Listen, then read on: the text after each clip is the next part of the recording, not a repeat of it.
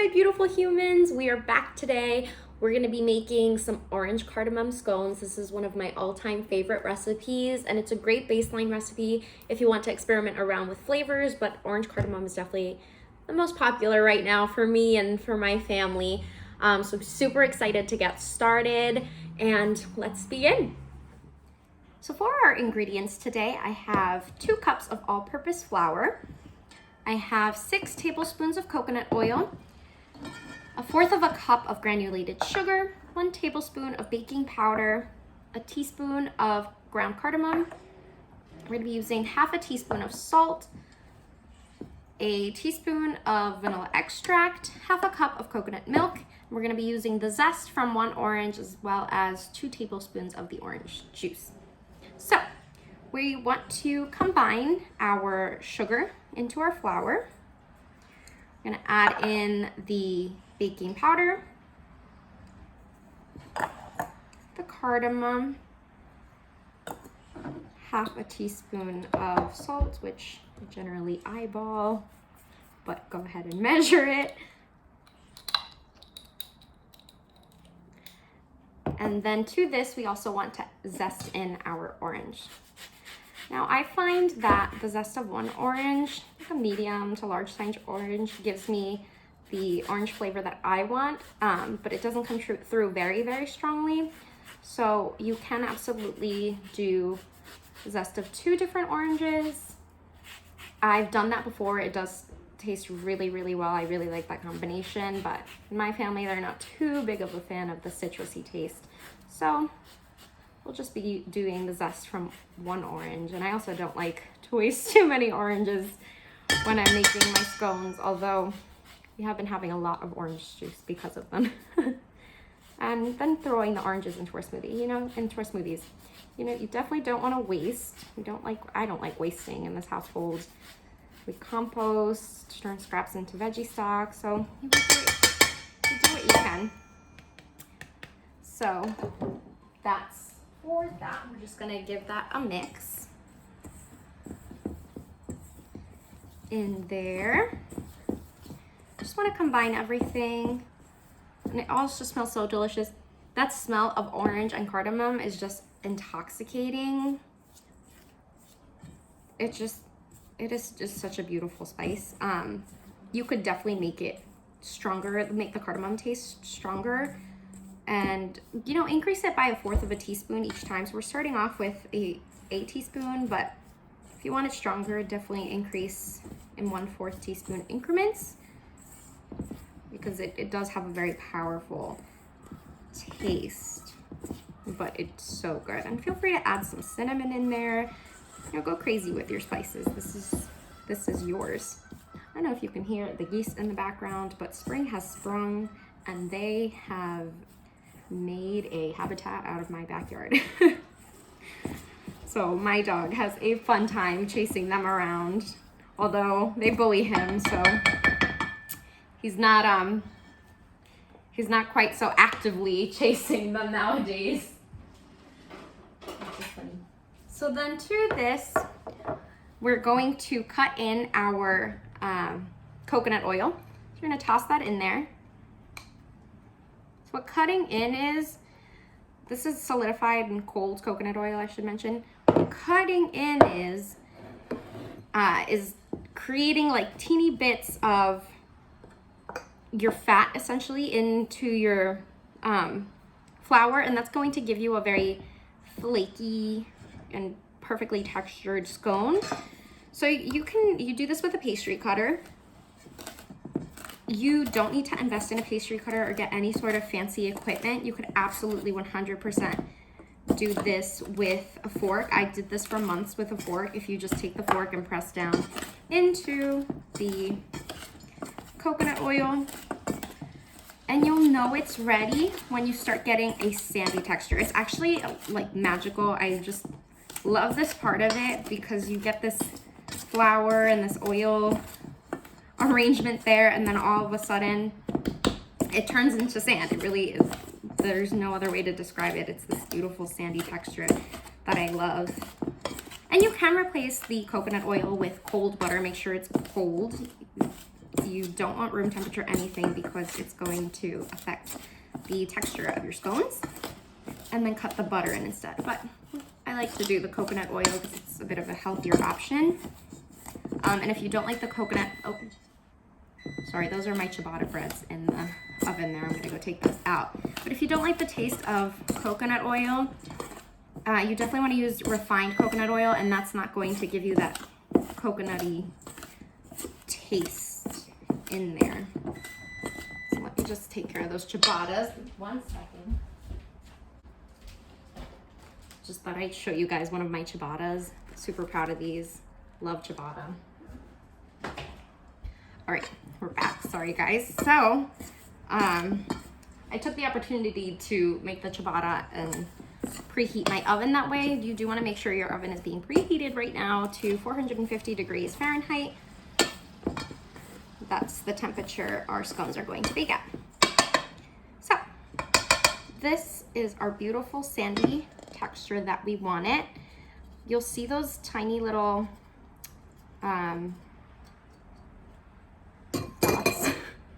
bubbles of coconut oil in there. It's okay for those to be present. That's what's actually going to give your scones the texture. You don't want to get rid of those too much, so that's good. So now that we've done that, we're going to add in our wet ingredients. So we have our half of cup of coconut milk, and we're going to add in our teaspoon of vanilla into that. So for the coconut milk, I just used the coconut milk from a carton and give it a good shake. But you can do canned coconut milk. I actually started off with canned coconut milk because it has a higher fat content, but the carton milk works just as well. If you are doing your canned coconut milk, make sure that it's been refrigerated for at least 12 hours, depending on the temperature of your fridge. You want cold coconut milk, and you want it to have solidified at the top.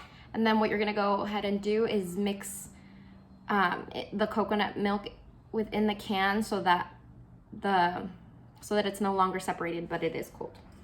So then to that, we're gonna do our 2 tablespoons of freshly squeezed orange juice from our zested orange. You could just eyeball this. You know, it doesn't have to be super concise because you are going to probably want to add in some more coconut milk if your scones aren't coming together. So definitely have some extra coconut milk set aside just in case. Get rid of these. Grab my extra coconut milk. Alrighty, so then this is gonna get added into our dry mix. I'm gonna give that a mix together and then add that into your dry mix and fold the dry mix in to the wet mixture. We're gonna get our hands dirty with this one. That's, I think, the key to scone making, because it really lets you get a feel for the texture and make sure it's all coming together properly. So you wet some of your dry ingredients. It's not going to be, this isn't going to be like a batter per se. This is going to be more of a, if you press it, it holds together kind of dough. So I like to finish this. I just realized I didn't add in my orange juice, so my bad. We're gonna throw that in there. It's okay if it's not mixed together, it'll work. You know, mistakes happen. Baking is baking. It's fine. You know, don't worry about it too much. You're going to get a beautiful end result in the end. Anyways, there was one time I completely forgot to put in the coconut oil. I set it aside and everything, and then I just made butterless, oilless scones, and I could not figure out what went wrong when they came out of the oven. And then I realized when I smelled the coconut oil, I just hadn't added in any of the fat. Honestly, they weren't. When I realized that, I was like, oh, you know what? These aren't bad considering they have no fat whatsoever. But they're definitely not what you want a scone to be. So we just toss that in. You do want to add that into your milk and not make the mistake I did. But moving on, we're gonna finish mixing this on our surface. I like to bring out a silicone mat so my surface doesn't get become a complete mess. And then it's easier to pop on a baking tray as well that way. So you're gonna just want to bring this together. You literally just want it to come together when it's pushed. You want to be super careful not to overwork the dough, which now I have to a little bit because I forgot to add in my orange juice, but that's okay, life happens. So right now it's actually coming together really well. It's holding together when I push it together, but it is still a little dry for my liking. So I think I might just add a tiny bit more coconut milk in there. It's also we're gonna brush it with a little bit of coconut milk right at the end. So that's gonna help it hold its shape a little more as well. So let me grab some more coconut milk.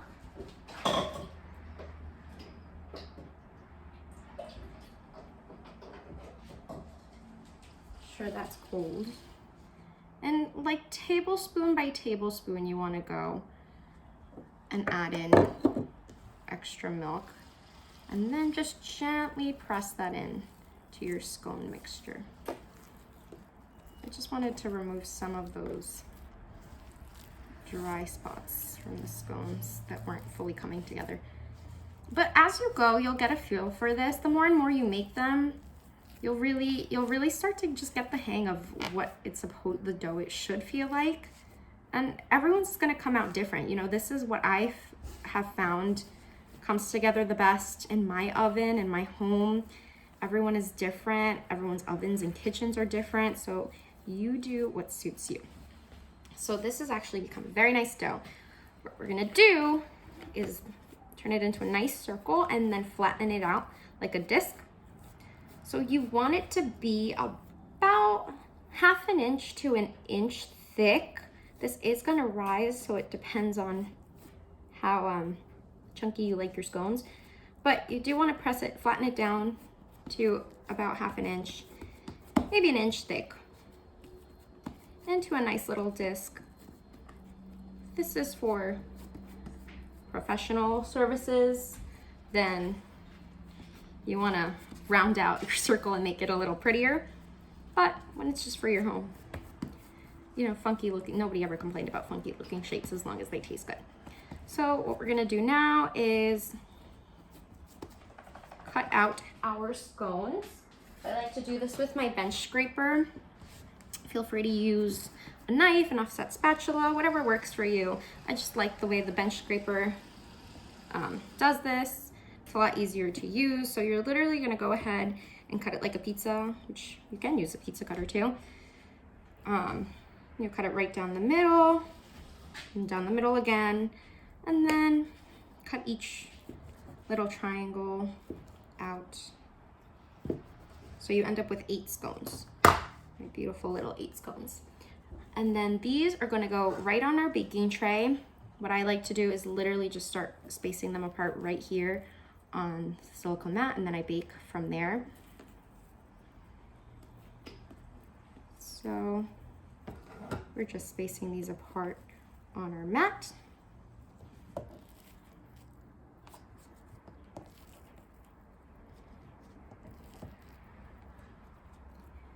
And from there, we're gonna just go ahead and brush the tops with a little bit of coconut milk. You can feel free to skip this step if you don't have enough coconut milk or if you just don't feel like brushing, because what we're gonna do is ice them afterwards. But this step just adds an additional shine to them. So I have some extra coconut milk here. Brush, just gonna do the tops of that.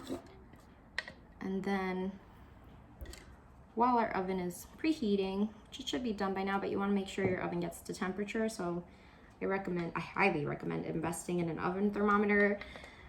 Guys, before I invested in an oven thermometer, I had no idea how inaccurate my oven's real thermometer was. The digital one, it's just, there's like a 20 to 30 degree difference, you know? And at the beginning, when it'll say like it reached 400 degrees and it is still at 300 Fahrenheit. So I love my oven thermometer. Highly recommend everyone to invest in one of those. So I'm gonna pop these on a baking tray, and then these are actually gonna go into the freezer for about 15 minutes, 10 to 15 minutes. If you're using super cold ingredients and it's not too warm wherever you're making these, feel free to skip the freezer rest, but it will help with the textures of your scone. It'll help that flakiness and cakiness on the inside. So I highly recommend the freezer rest. But again, it depends on the temperature of your environment and of your ingredients going in. So we'll check back in after our freezer rest. So here are our gorgeous looking scones. They're gonna go right in the oven at 450 for about 18 to 23 minutes, depending on your oven. If you would like, you could have brushed them with the coconut milk at this stage and then added some turbinado sugar on top if you wanted to omit the icing that we're gonna put on top later. So we'll let those do their thing. Alrighty, so our scones are out of the oven. These have been cooling for about 20 minutes or so. And I'm gonna let them finish doing that while we move on to our icing. So you want them to be a nice like golden brown color, like this one is what you're aiming for. You know, it's gonna be a little bit of a pale brown underneath as well. In order to prevent them from burning too quickly at the bottom, which tends to happen, you do want to bake those at the top rack, and then at the bottom rack, you're going to put in another empty baking sheet, and that's going to help the bottoms from not becoming burnt. Pro tip. So for our icing, we're gonna take about 1/3 cup of powdered sugar, and then we're gonna start with we have 2 tablespoons of the orange juice here from our orange that we used before. We're gonna literally add in a teaspoon at a time into our powdered sugar. Icing gets made very quickly with very little liquid. So just stir and stir and you'll see it. Even though you think it's not enough liquid, it'll start coming together. So you want it to be a little more on the thicker side because that's going to help the icing like crust over and dry out. If it's a little wetter, it won't fully dry, so which is fine if you're going to be eating them right away, but if you are giving these away or selling them, then you definitely want to let that dry out. You don't have to use orange juice for your icing. You could use non-dairy milk, you could do water, you could do aquafaba for a royal icing. Totally up to you. You can glaze the scones completely once your icing is made, but for now we're just going to be doing like a swirled little icing over it. So I'm just again adding in like a teaspoon at a time of icing of orange juice into our 1/3 cup of powdered sugar, and that went a long way, as you can tell. We literally already have this into liquid. I actually probably added in a bit more of a teaspoon than a teaspoon, but that's actually a nice consistency already, and I'm just going to stir out the little lumps.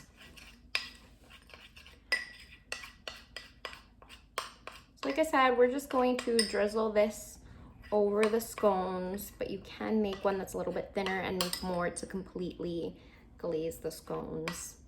And that's really pretty too, but it's higher in sugar, so we do want to prevent that. But I do like these scones because they're not too sweet. We only did 1/4 cup of sugar compared to 2 cups of flour. So then the icing gives it a nice little sweetness right at the end there. So that's a good consistency.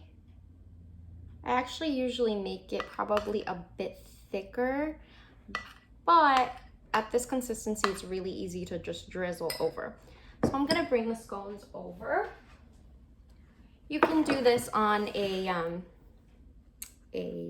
cooling rack to catch the excess drippage, but I like to still do it on a silicone mat because then again, I don't end up with that much of a mess. So We're gonna just put these together to make our lives easier and then start drizzling over the top. So what I also like to do is throw some chocolate chips in there, and then you can also do a chocolate drizzle. So I like to do the chocolate and the icing drizzle, and that looks really pretty too.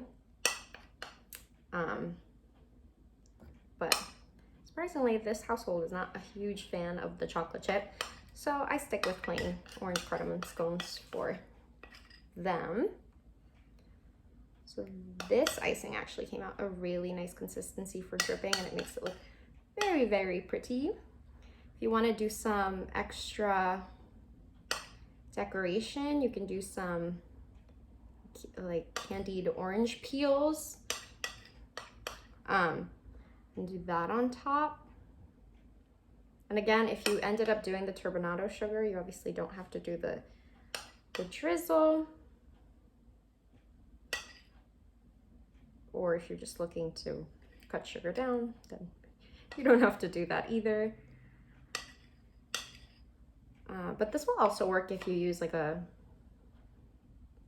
monk fruit sweetener, which I love. I love monk fruit sugar sweetener. It's literally awesome. If you guys don't know what monk fruit is, look it up. It's incredible. I was astonished when I found that. So you can go ahead and grind up the sugar that you get from that and make it powdered in a blender, and then make your icing that way. Because I typically honestly just make my own powdered sugar because it's harder to find like vegan organic powdered sugar, and it's usually more expensive. So I will just pop my regular sugar in a blender and get my powdered sugar. So here are our little scones. I'm gonna plate those for you. Absolutely love these. So excited to try them. They look so beautiful. Probably, hopefully gonna be giving some of those away today. If not, I'm gonna end up indulging all by myself, which is problematic. But here are our beautiful orange cardamom scones. I really do hope you guys make this recipe. If you haven't smelled scones baking in the oven, you have not lived. You need to go ahead and try this recipe today because it is just an otherworldly experience. So incredibly delicious. So go ahead and bake your scones today. I'm gonna go ahead and eat these right now. I will see you guys next time.